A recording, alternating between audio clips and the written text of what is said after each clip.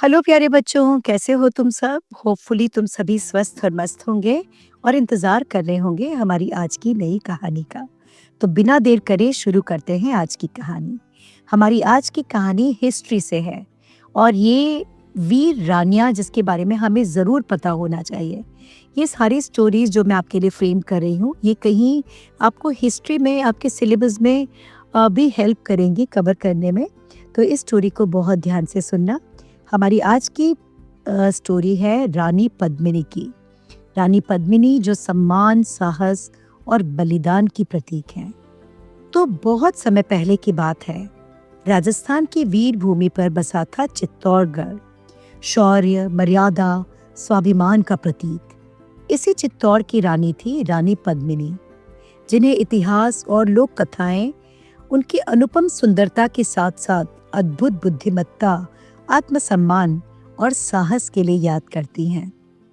कहा जाता है कि रानी पद्मिनी का जन्म सिंघल द्वीप, जो आज श्रीलंका है, वो उस वक्त सिंघल द्वीप होता था। तो उनका जन्म सिंघल द्वीप में हुआ था। बचपन से ही वे असाधारण थी।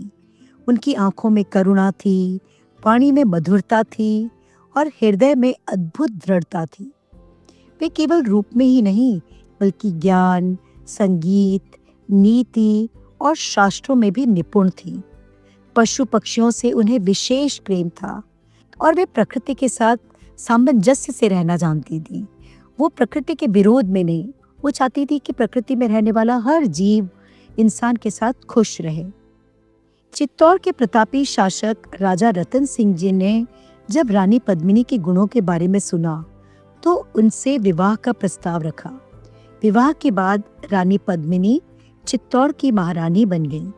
उन्होंने राजमहल को केवल वैभव का नहीं, बल्कि धर्म, करुणा और मर्यादा का केंद्र बना दिया। प्रजा उन्हें मां समान मानती थी। समय के साथ रानी पद्मिनी की सुंदरता और गुणों की चर्चा दूर दूर तक फैल गई। बहुत दुर्भाग्य की बात है कि ये चर्चा दिल्ली के सुल्तान अलाउद्दीन खिलजी तक भी पहुंच गई। कहा जाता है कि उसने रानी पद्मिनी को देखने की जिद पकड़ ली। चित्तौड़ पर आक्रमण का एक ये बहुत बड़ा कारण बना कि वो रानी पद्मिनी को देखना चाहता था। अलाउद्दीन खिलजी ने मित्रता का ढोंग रचकर राजा रतन सिंह से रानी पद्मिनी के दर्शन की अनुमति मांगी। मर्यादा और कूटनीति के कारण राजा ने शर्त रखी कि रानी को केवल दर्पण में देखा जाएगा। इस तरह रानी की गरिमा की रक्षा हुई। उस समय रानियां किसी पराये मर्द के सामने नहीं आती थीं, तो इस तरह से दर्पण में उनका चेहरा, आईने में उनका चेहरा दिखाकर रानी की गरिमा की रक्षा हुई। पर खिलजी का मन और भी अधिक लोभ से भर गया। अब उसके मन में रानी को देखने की इच्छा और प्रबल हो गई। खिलजी ने छल से राजा रतन सिंह को बंदी बना लिया। पूरा चित्तौड़ शोक में डूब गया। तब रानी पद्मिनी ने बहुत अद्भुत साहस और चतुराई दिखाई। उन्होंने संदेश भिजवाया कि वे राजा को छुड़ाने के लिए स्वयं आएंगी, पर परंपरा के अनुसार वे पालकियों में आएंगी। जब सैकड़ों पालकियां पहुंची तो खिलजी को लगा कि सभी में रानियां हैं, परंतु हर पालकी में एक एक राजपूत योद्धा छिपा था।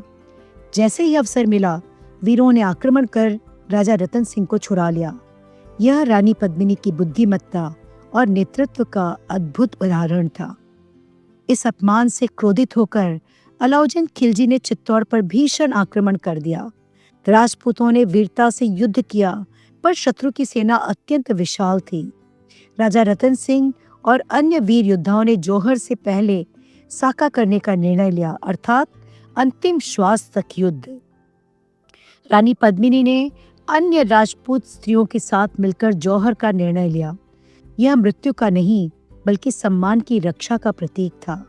और अग्नि में प्रवेश करते समय उनके चेहरे पर कोई डर, कोई भय नहीं था, बल्कि अपार शांति और दृढ़ता थी। उन्होंने आने वाली पीढ़ियों को ये सिखाया कि सम्मान जीवन में सबसे बड़ा होता है। चित्तौड़ भले ही उस दिन गिर गया, पर रानी पद्मिनी की गाथा अमर हो गई।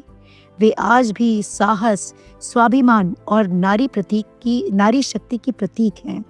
उनकी कहानी केवल इतिहास नहीं, बल्कि आत्मसम्मान का जीवंत प्रेरणा स्रोत है। आज भी उनकी कहानी में हमें ये समझ आता है कि सबसे ऊपर हमारा आत्मसम्मान होना चाहिए।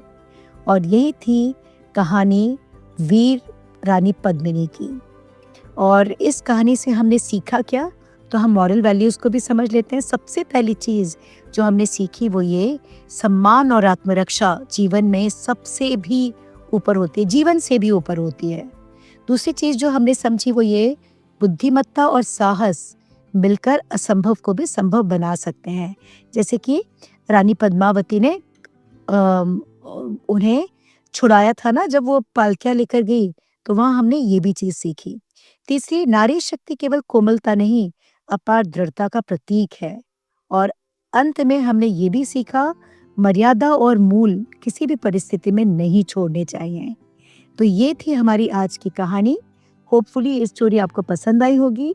इस स्टोरी को अपने friends, relatives, neighbours, cousins, school friends सबके साथ शेयर करना मत भूलना। हमारे चैनल को झटपट सब्सक्राइब कर लेना।